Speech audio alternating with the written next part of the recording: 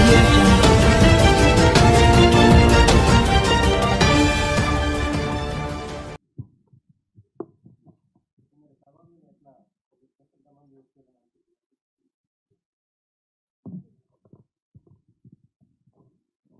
నిన్నటి సభ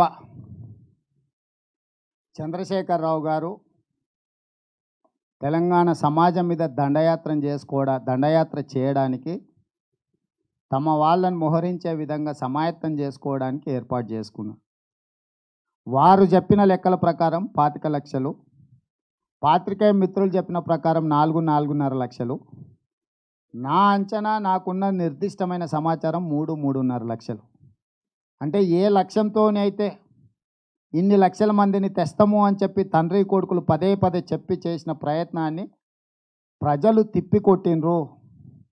ఖాళీ ట్రాక్టర్లతో, ఫుల్లు మందు బాటిళ్లతో, బీరు బిర్యానీలతో, ఆట పాటలతో, కొంతమంది కూలి వాళ్ళు, కిరాయి వాళ్ళు వచ్చిండ్రు తప్ప తెలంగాణ సమాజము, తెలంగాణ అభివృద్ధి కోరుకున్న వాళ్ళు ఎవరు కూడా అక్కడ కనిపించలే.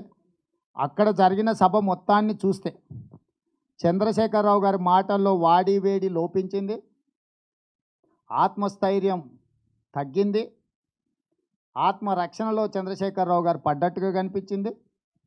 మంత్రుల కళ్ళలో కళ్ళ తప్పిపోయి సావు కళ్ళ ఉట్టిపడుతుంది. కింద వచ్చిన వాళ్ళలో ఉత్సాహం కొరవడింది. గత చంద్రశేఖరరావు గారి సభలు మీరు చూడండి, ఎంత ప్రోత్సాహంగా, ఎంత ఉత్సాహంగా కింది నుంచి చంద్రశేఖరరావు గారు ఏది పిలిపించినా స్పందించే వాళ్ళు. నిన్న చంద్రశేఖరరావు గారు 5 సార్లు జై తెలంగాణ అన్నారు. మరి ఆడికి వచ్చిన వాళ్ళందరూ తెలంగాణ బిడ్డలే కదా.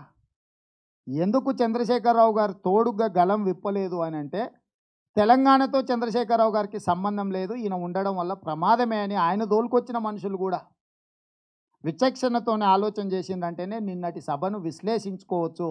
నిన్న వారు రాబోయే ఎన్నికల కోసం టీఆర్ఎస్ ప్రభుత్వ ఖర్చులతో, అధికార దుర్వినియోగంతో టీఆర్ఎస్ పార్టీ యొక్క సభ పెట్టుకున్నాడు తప్ప ఇది ప్రజా ప్రయోజనం కోసమో లేకపోతే పరిపాలనలో ఆయన తీసుకున్న అంశాలను ప్రస్తావించడానికో పెట్టిండని నేను అనుకోవడం లేదు.